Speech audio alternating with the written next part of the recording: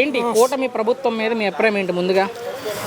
కూటమి ప్రభుత్వం మీద అభిప్రాయం అంటే ముందు పిల్లలు పుట్టగానే నడవడానికి దానికి కొంత టైం పడుతుంది, కనీసం 6 నెలలు సంవత్సరం పడుద్ది. ఆ తర్వాత ఏంటన్నది మనకు తెలుస్తుంది వాళ్ళ అభిప్రాయం. ఓకే, అది పరిస్థితి. నారా లోకేష్ గారి మీద మీ అభిప్రాయం ఏంటి? నారా లోకేష్ అభిప్రాయం అంటే ఇంకా టైం ఉంది. ఇప్పుడు ఇక సంవత్సరం అంత అయింది కదా ప్రభుత్వం వచ్చి. అది మూడో సంవత్సరానికి ఏంటి అన్నది మనకి సరైన క్లారిటీ వస్తుంది. ఇప్పుడు ఆయన విద్యాశాఖ మంత్రిగా ఉన్నారు, ఐటీ శాఖ మంత్రిగా ఉన్నారు. ఏ విధంగా ఉంది ఆయన మంత్రిగా? మంత్రిగా అంటే పర్వాలేదు ప్రస్తుతానికి. ఓకే, అది అంటే ఎందుకు ఆయన గురించి అడుగుతున్నానంటే బాబాయ్, కాబోయే ముఖ్యమంత్రి నారా లోకేష్ అంటున్నారు. సో దాని మీద మీ అభిప్రాయం ఏంటి? నానా బాబాయ్, గెలుపు ఓటర్లు మనం కాదు, దేవుడు గురించి కాదు కదా నా ప్రశ్న విను. రేపు ఉగాదికి ముఖ్యమంత్రి అంటారు స్వామి. అదే నేను చెప్పింది అర్థం కావట్లా. మనకి దేవుడు రాస్తాడంట. అవును, ఎప్పుడు ఏంటన్నది.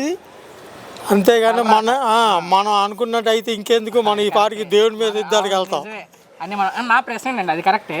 ఒకవేళ ఆయన ముఖ్యమంత్రి అయితే అప్పుడు కొద్దిగా పరిస్థితులు మార్పులు వస్తాయి.